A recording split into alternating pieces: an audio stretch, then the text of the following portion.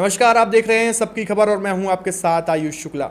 मध्य प्रदेश लोकायुक्त संगठन को सूचना के अधिकार यानी आरटीआई कानून से छूट दिए जाने पर अब देश की सबसे बड़ी अदालत ने गंभीर सवाल खड़े कर दिए हैं।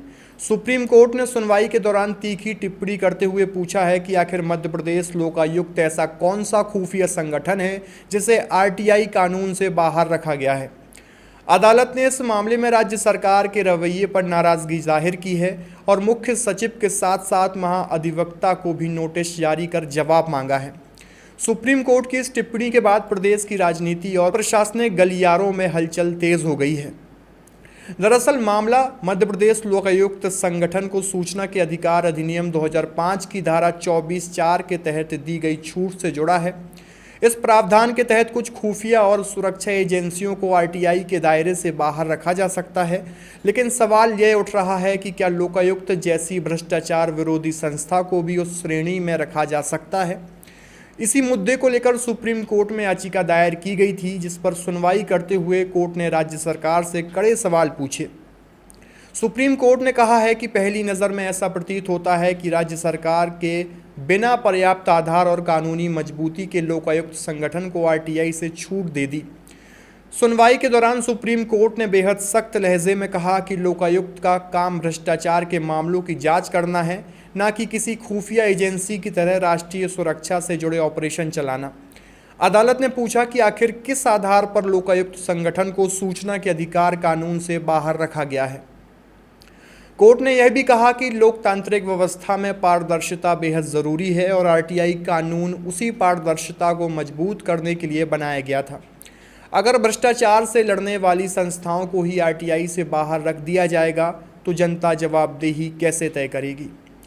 इस दौरान सुप्रीम कोर्ट ने मध्य प्रदेश सरकार के वकीलों की कार्यशैली पर भी नाराज़गी जाहिर की है। अदालत ने कहा कि सरकार की ओर से पेश किए गए तर्क संतोषजनक नहीं है और मामले की पर्याप्त तैयारी के बिना पैरवी की जा रही है। कोर्ट ने साफ कहा है कि इतने गंभीर संवैधानिक और प्रशासनिक व्यवस्था से जुड़े मामले में राज्य सरकार को पूरी तैयारी के साथ जवाब देना चाहिए था। अदालत की नाराज़गी इतनी बढ़ गई कि उसने मुख्य सचिव और महाधिवक्ता को सीधे नोटिस जारी कर दिया। सुप्रीम कोर्ट ने निर्देश दिया है कि 20 मई को होने वाली अगली सुनवाई में दोनों अधिकारी व्यक्तिगत रूप से उपस्थित होकर जवाब दें। सुप्रीम कोर्ट ने सुनवाई के दौरान यह भी स्पष्ट किया है कि अगर किसी संस्था को आरटीआई से छूट दी जाती है तो उसके पीछे ठोस कानूनी और संवैधानिक कारण होने चाहिए। अदालत ने संकेत दिए हैं कि केवल प्रशासनिक सुविधा या जवाबदेही से बचने के लिए किसी संस्था को आरटीआई से बाहर नहीं रखा जा सकता।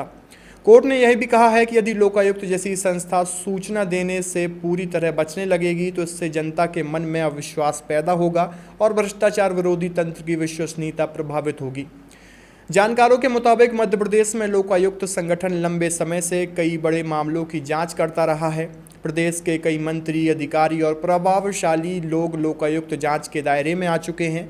ऐसे में इस संस्था को आरटीआई से छूट दिए जाने को लेकर पहले भी सवाल उठते रहे हैं। आलोचकों का कहना है कि इससे पारदर्शिता कमज़ोर होती है और आम नागरिकों को जांच की प्रक्रिया और कार्रवाई की जानकारी नहीं मिल पाती। वहीं सरकार का पक्ष यह रहा है कि जांच से जुड़ी संवेदनशील जानकारी सार्वजनिक होने पर कार्रवाई प्रभावित हो सकती है।